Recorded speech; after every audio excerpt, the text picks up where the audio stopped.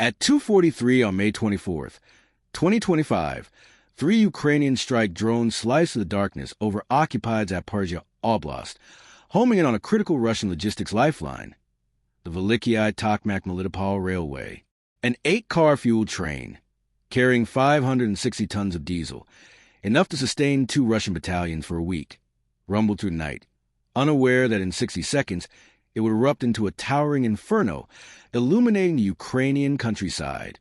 Operation Nightblaze, a meticulously orchestrated assault, deployed 5 drones in a synchronized strike, a DJI Mavic 3 for reconnaissance, 3 Ukrainian-built FPV quadcopters for precision attacks, and a second Mavic as a reserve.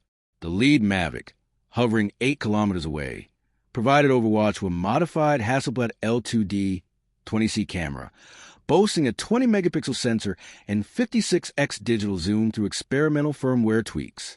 Retrofitted with FLIR-Boson thermal cores, it detected heat signatures at night, cruising at 68 kilometers per hour with 46-minute flight time and a 6,000-meter ceiling. The FPV quadcopters, engineered in Kyiv's underground workshops, were designed for one-way missions, equipped with 7-inch propellers on 2,807 class brushless motors, each generating 2.5 kilograms of thrust. Tuned with F7 flight controllers and custom Betaflight firmware, they hit 140 kilometers per hour in terminal dives, maintaining stability for pinpoint impacts. The strike was a pivotal moment in Ukraine's resistance against Russia's 2022 invasion, which had seized 20% of its territory, including Zaporizhzhia Oblast. By 2025, Russia's 400,000-strong occupation force, per Austin estimates, relied on supply lines like the Tokmak Melitopol Railway to sustain its armored brigades and artillery units. Ukraine's $4 billion drone program, per Defense Express, had transformed the war, countering Russia's $87 billion defense budget, per SIPRI, with low-cost, high-impact technology. The railway, a lifeline for fuel and munitions, was identified by Ukraine's HUR military intelligence as a choke point. Lieutenant Mykola Shadow Kovalenko, the 27-year-old lead operator, carried the weight of his homeland. A Zaporizhzhia native, his parents lived under Russian occupation, facing daily checkpoints. "This is our land, our fight," he told his team in a Dnipro bunker 30 kilometers from the target, as they prepared to cripple Russia's war machine. The operation's success hinged on a 72-hour intelligence effort, blending high-tech reconnaissance with human courage. Partisan spotters, civilians like 23-year-old Alina from Melitopol, risked execution to track the train's movements. Using encrypted smartphones hidden in secret compartments, they relayed its schedule, speed, 11 meters per second, and a critical 15-minute window when it was beyond Russian air defense coverage. "We're invisible, but we see everything," Alina told BBC Ukraine, her voice masked for safety. HUR analysts cross-referenced partisan data with Maxar satellite imagery, per Reuters, confirming the train's route. The Mavic's FLIR-Boson sensor, detecting 0.05 degrees Celsius temperature differences at 200 meters, spotted the locomotive's diesel engine as a bright heat bloom against a cool landscape. Modified firmware evaded Russia's aeroscope detection, ensuring stealth. In the bunker, Kovalenko confirmed visual contact via encrypted comms, relaying coordinates to strike operators. Sergeants Irina Lynx Pavlenko, Alexander Hawk Moros, and Tara's ghost Shevchenko. The DJI Mavic 3, adapted by Ukrainian engineers, was a reconnaissance marvel. Its Hasselblad camera, enhanced with 56x digital zoom, captured 4K footage, while FLIR thermal cores detected heat signatures. AI-enhanced software auto-scan frequency bands, countering jamming. The FPV quadcopters, built in Kyiv's covert workshops, were lethal. Each carried a 2.6-kilogram shape-charged warhead with a tungsten alloy penetrator, piercing 22 millimeters of steel, more than enough for the 10 to 15 millimeters walls of Russian tankers. Dual-stage detonation systems focus explosive jets at 30,000 feet per second, igniting fuel at 2,500 degrees Celsius. Frequency-hopping spread-spectrum technology, switching 1,200 times per second across 3 bands, ensured resilience. Each FPV's targeting combined encrypted GPS with terminal optical guidance, switching to image recognition, in the final 15 seconds, train on Russian railway equipment. The Mavic stabilized cameras fed real-time video to operators' goggles, tracking the train's 11 meters per second movement with precision. At 2:44, as Pavlenko's drone Dove, a Russian Lear 3 electronic warfare system, mounted on a KAMAZ truck 3 kilometers away, detected its signal.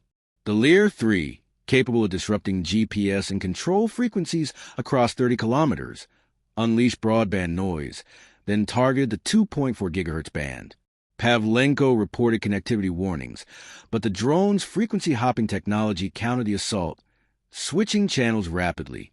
The Mavic software auto-selected clear L-band frequencies, while the FPV's inertial measurement unit, IMU, using accelerometers and gyroscopes, detected GPS spoofing, switching to backup navigation. When the Lear 3 attempted spoofing, sending false satellite signals, the IMU identified discrepancies, keeping the drone on course. Kovalenko's calm voice cut through. L-band active, autonomous mode engaged. The second Mavic, on standby, prepared to take over if needed, its AI maintaining target lock despite intermittent signals. At 2 hours, 44 minutes, and 30 seconds, Pavlenko's FPV drone struck the third tanker car. Its 2.6 kilograms warhead penetrated the 12-millimeter steel wall, the incendiary charge igniting 69 tons of diesel at 2,500 degrees Celsius. The explosion vaporized fuel, rupturing the tanker and triggering secondary blasts. The Mavic's thermal feed showed a heat bloom spreading through the train's ventilation systems, designed for pressure equalization but now channeling fire. The locomotive engineer slammed the brakes, but the stationary train was a sitting duck.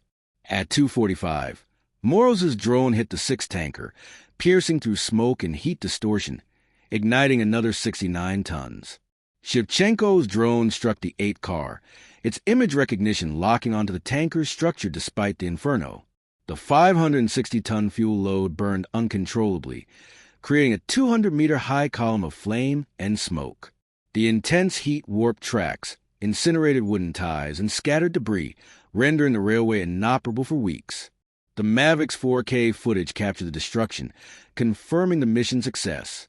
For Kovalenko, the mission was personal. His parents in Melitopol faced Russian patrols daily, their home requisitioned. Every strike takes back a piece of home, he told his team.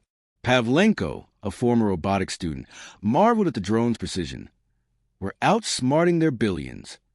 Partisans like Alina risked torture, hiding phones and floorboards. One photo can save Ukraine, she told The Guardian. On the Russian side, conscripted crewmen from Siberia were unprepared. Medusas intercepted chatter, a surviving engineer told TASS. It came from nowhere like ghosts. Ukraine's operators, averaging 25 years old, embodied a tech-savvy resistance, trained in makeshift labs to turn commercial drones into weapons. Operation Night Blaze was months in the making. HUR's drone unit, codenamed Sich, collaborated with partisans and Western intelligence per NATO sources. Satellite imagery from U.S.-provided Sentinel. 2 satellites tracked the railway, while partisans mapped Russian air defenses, identifying a 15-minute gap. Colonel Andriy Yusov, HUR's drone chief, synchronized the strike, ensuring drones launched from hidden sites in Dnipro. The choice of a moonless night maximized thermal imaging efficacy. A Kyiv Post analyst noted, Ukraine turned $50,000 in drones into $10 million in Russian losses. The strike crippled a key Russian supply line, forcing reliance on vulnerable road convoys, per Oryx. Russia's MOD claimed minor damage, but Maxar imagery, per Reuters, showed a kilometer of twisted tracks. The operation, costing Ukraine $50,000, destroyed $10 million in fuel and infrastructure, per HUR. It humiliated Russia's Pantsir S-1 systems, which failed to detect the low-flying drones. Ukraine's drone program, bolstered by $1.5 billion in Western aid, per NATO, outperformed Iran's Shahid 130 SXS, per Defense Express. President Zelensky tweeted, "Our skies, our victory." The strike's viral 4K footage, shared on Telegram, rallied global support, with Western allies pledging $500 million more for drones, per Bloomberg. In Zaporizhzhia, partisans intensified sabotage, inspired by the blaze. A Kyiv Post columnist wrote, Ukraine turned commercial tech into a weapon, rewriting warfare. The operation exposed Russia's logistical fragility, with 30% equipment losses, per Oryx, exacerbated by supply disruptions. Iran faced scrutiny as its drones lagged, while Israel's precision strikes on Hezbollah served as a tactical parallel. Russia's propaganda, via RT, called it terrorism, but the cratered railway told the truth. By 3 o'clock, Kovalenko's team was planning the next strike, their drones reshaping the battlefield. What are your thoughts? Can Russia secure its logistics, or has Ukraine's drone strategy redefined the war? Share below and explore our coverage on Israel's strikes or Iran's nuclear setbacks for more insights.